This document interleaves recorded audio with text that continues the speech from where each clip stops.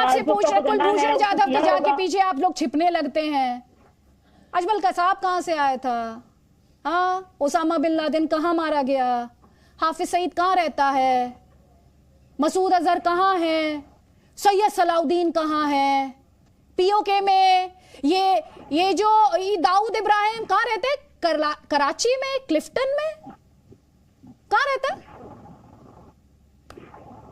जी, उस हवाले से कभी आपने उनकी कोई स्टेटमेंट सुनी है कि पाकिस्तान के हवाले से या पाकिस्तान ने उन्हें कभी किसी मिशन पे भेजा हो? कुलभूषण जाधव ने तो बाकायदा तौर पर अपनी स्टेटमेंट दी है कि जी जिस तरह से उसके जो मिशन से उसने पाकिस्तान अजमल के कसाब ने इस देश पर अटैक किया था। ध्यान से सुनिएगा, ध्यान से सुनिए। अजमल कसाब ने इस देश पर अटैक किया था, आपके स्पॉन्सर्ड टेररिस्ट ने। तो उस सिलसिले में ना ही जाएं तो बेहतर होगा। आपसे जो सवाल था मेरा, आर्टिकल 370 का माइनॉरिटीज से क्या लेना देना है, मेरा सवाल अब भी आपसे ये है। और आज मैं चाहती हूं, और ये सवाल मैं इसलिए पूछ रही हूं बार बार, जो देख रहे हैं ना इस समय दर्शक, उन्हें पता चले सही और गलत का फर्क। दुष्प्रचार क्या होता है वो देखना चाहिए आज इस डिस्कशन में।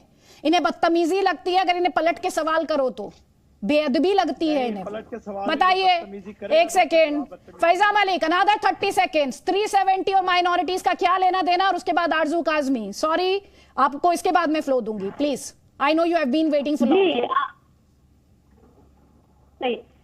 370 का बहुत ज्यादा लेना देना है। वहां पर जिस तरह से आप लोगों ने कश्मीरियों के हुकूक सर्व किए हैं, और उसके अलावा भी कश्मीर के अलावा भी जिस तरह से इंडिया में, भारत में मुसलमानों के हुकूक सर्व किए जाते हैं, उन्हें कौन सी मजहबी आजादी हासिल है? वहां पर अभी जिस तरह से रिसेंटली जो निकाबपोश खवातीन थी उनके साथ जिस तरह के चीजें की गई हैं, वो वीडियो सोशल मीडिया पर थी, हर जगह पर वायरल हुई है। क्या किया गया? एक पॉइंट पर रहिए मेरे साथ, एक पॉइंट पर। 370 का माइनॉरिटी से क्या कनेक्शन एक्सप्लेन नहीं कर पाई। ये क्या है, क्या किया गया है? एक सेकेंड, ऐसे मत भागिए। मुझे पता है कि आपको पता है, यू आर गेटिंग कॉर्नर्ड, कोई बात नहीं। ये मुझे बताइए क्या किया गया है? नहीं, अभी टेक्नोलॉजी भी कॉन्स्पिरेसी करती है। फैजा मलिक, मुझे सुन पा रही हो? क्या किया गया है मुस्लिम महिलाओं के साथ? जी, जिस तरह से अभी हमने रिसेंटली काफी इस तरह के इश्यूज इंडिया में देखे हैं, मुस्लिम खवातीन को निकाब के हवाले से जिस तरह से टॉर्चर किया गया है, वो बात नौजवानों की जानिब से। आप जानती हैं क्या मुद्दा है? एक सेकेंड, मैं एक लाइन का सवाल पूछ रही हूँ, उसी का जवाब दीजिएगा। भारत में नकाब पहनना, बुर्का पहनना, हिजाब पहनना, ये सब बैन है? बिल्कुल, ये बैन है। बिल्कुल, जिस तरह का। Thank you so much madam, thank you so much. ये हाल है पाकिस्तान में जो भारत में होता है उसकी अंडरस्टैंडिंग का। थोड़ी देर पहले एजाज अहमद कह रहे थे इंस्ट्रूमेंट ऑफ सरेंडर को, ये तो साजिश थी भारत की। अभी मोहतरमा कह रही है फैजा मलिक 370 तो माइनॉरिटीज से जुड़ा हुआ है। अब कह रही है वहां पे तो भारत में तो परमिशन नहीं है हिजाब बुर्का पहनने की।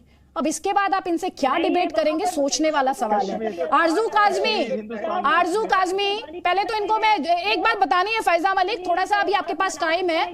इंटरनेट में हर सवाल का जवाब मिल जाता है टू एन एक्सटेंट।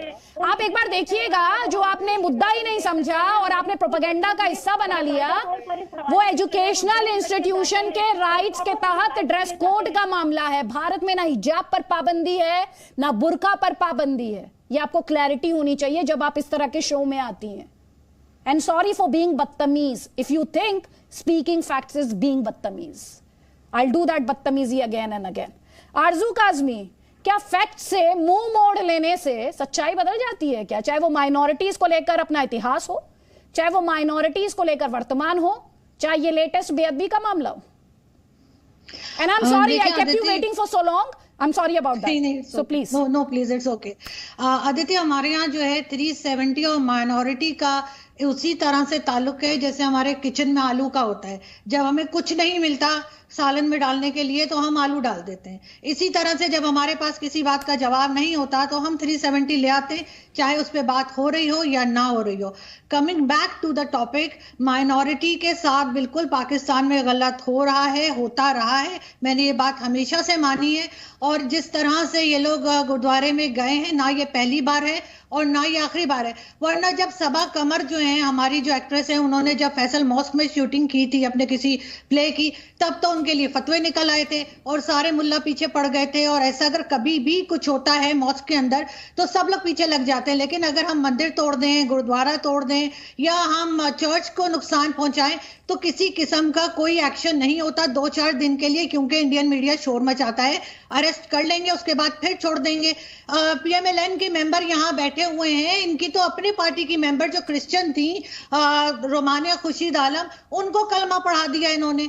और मैंने तो अभी ट्विटर देख सकते हैं मेरा, मैंने आज भी ट्विटर पे लगाया है कि जी दिवाली आ रही है और मैं हिंदू कम्युनिटी के साथ दिवाली मनाना चाहती हूँ, तो अगर किसी को कोई हिंदू मिल जाए जो कलमा पढ़ने से रह गए हो पाकिस्तान में, तो वो मुझे कांटेक्ट कर लें। तो यहाँ पे तो ये सिचुएशन है और बढ़ती चली जा रही है, चाहे वो सिंध में हिंदू बच्चियों को उठाने का मामला हो, चाहे वो मियाँ मिट्टू हो, चाहे वो मियाँ मिट्टू के साथ हमारे लीडर्स की पिक्चर्स हो। हम बड़े आराम से इनकार कर देते हैं, हम बड़े आराम से कहते हैं कुछ भी नहीं हुआ, सब बहुत खुश रह रहे हैं। लेकिन ये एक सफेद झूठ है जो सबको मालूम हो गया है। तारिक जमील, उन पर अटैक हुए थे नहीं हुए थे? सोशल मीडिया पर उनको कॉर्नर किया गया था या नहीं किया गया था?